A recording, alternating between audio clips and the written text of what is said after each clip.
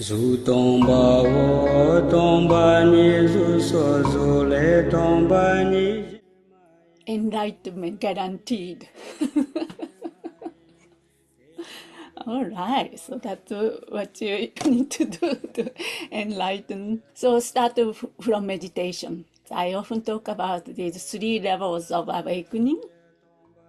First level is you can practice like this in meditation. That's called settling the mind in its natural state. So that one, waking up, you become a magician in your meditation. You sit it in a meditation session, make everything conducive for your meditation, no distraction, then just to do this kind of meditation. This is actually quite a difficult thing, but then you move on to the more subtle mind and the dream.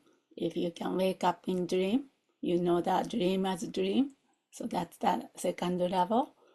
Then finally, this so-called awake state, waking state, when you wake up in the morning, in this state, you become a magician of your life, and magician of everything, magician of appearance. I just want to explain a little bit. Chandra Kyoto brings this beautiful metaphor, which helped me tremendously when I was really trying to understand this kind of philosophical different levels of capacity of understanding of emptiness. First, this audience, sometimes translated as a chipa is a child, innocent child. We are all child, or the kind of naive audience, ordinary being, in other words. This refers to samsaric mind.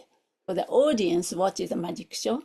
Have you been to those sort of magic show? When I was a kid, I used to go, even in this temple, in temple yard, this entertainer comes. Then they pitch the tent, and then all the different kinds of entertainments. And one of the entertainment is this magic show.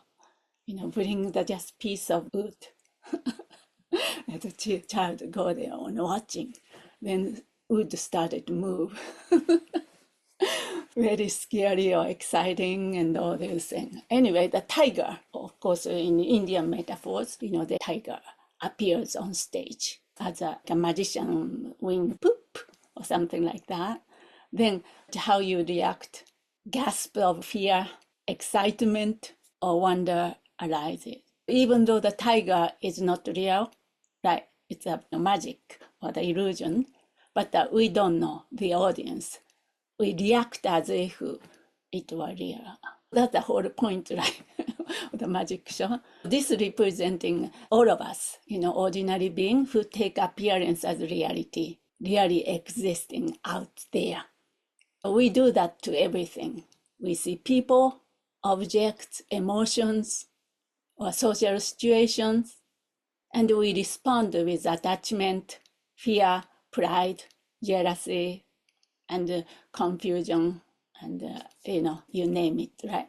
For example, in the case of tiger, maybe fear might arise, but then maybe a magician creates the beautiful kind of sexy lady or something like that. Then some people may arise the desire, or just to be fair, the Mr. Charming or something like that. Then they, of course, might feel a good guy. I want to be with that guy or something like that. So anyway, all these delusions arise that because we take appearance as reality. So we fully convinced by the illusions. So that's us. So assuming everything truly existing as it appears. The audience is deceived, not because nothing is there. Something is there, right? But because they mistake appearances for intrinsic reality. So that's important.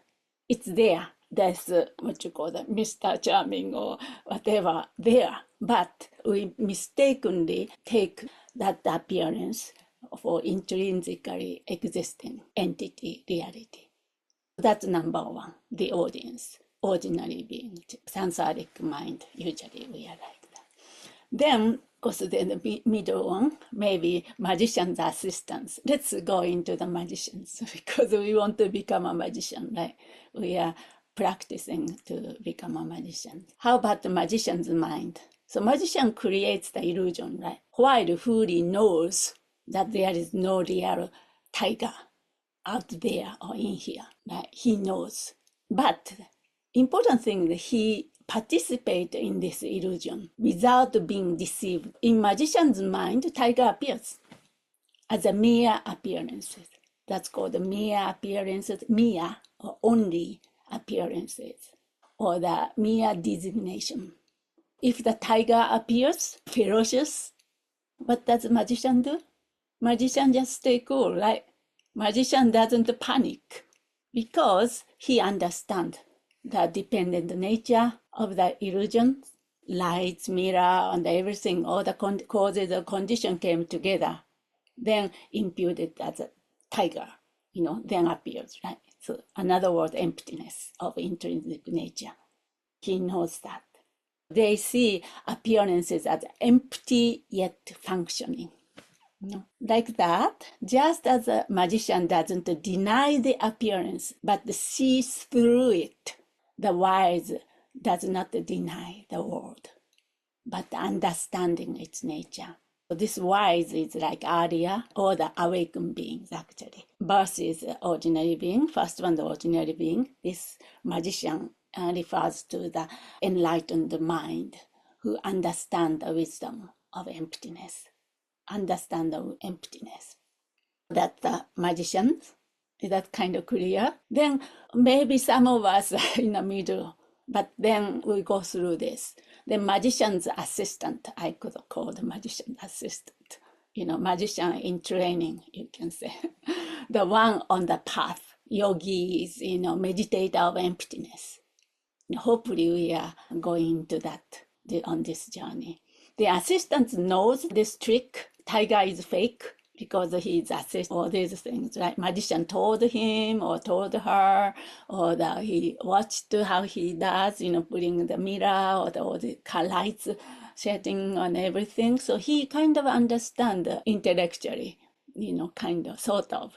But their habitual patterns, reactions may still arise. So he startles.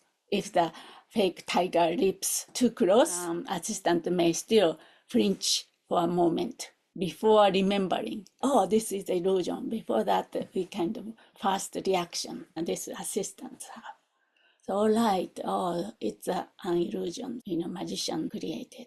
This represents the practitioners on the path who has intellectually understood emptiness or tasted in meditation, but still instinctively reacted or be caught by the appearance, react to appearance due to habitual conditioning. There are more to cut through.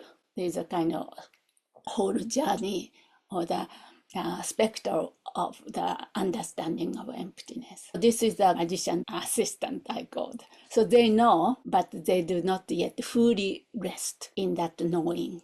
They are training in remembering.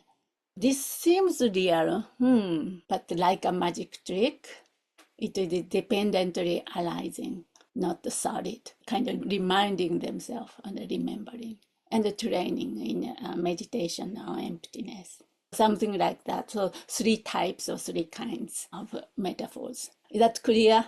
Just I want to summarize all the 3 categories. So audience, what is it in terms of spiritual equivalent? Ordinary being with ignorance. What's their experience? Fully believes illusion. Buy into it. That's us. Hopefully not fully, but most of us are like that. In terms of relationship, completely mistaken. No question about appearance. That's first one, number 1. Second level, we are going to the second level. That is the assistant or the practitioners on the path, still reacting at times, but started to question about it. Knowing, right? Intellectually kind of started to understand. So knowing that, start to have a questioning about this reality or the appearance, discrepancy between the appearance and the realities. Then fully cut through, remove this obscuration, ignorance. Then the magician, enlightened being, Buddha, awakened, fully awakened. He can see illusions clearly as illusions. never deceived. So that's called freedom, fully freedom. But the important thing in the Buddha's mind or the awakened mind, appearances appears as a mere appearances, so that he can compassionately act. If no appearance, no sentient beings, they cannot help, right? But they are not caught by the, deceived by the appearances. Does that help? These three kinds of metaphors, three kinds of relationships.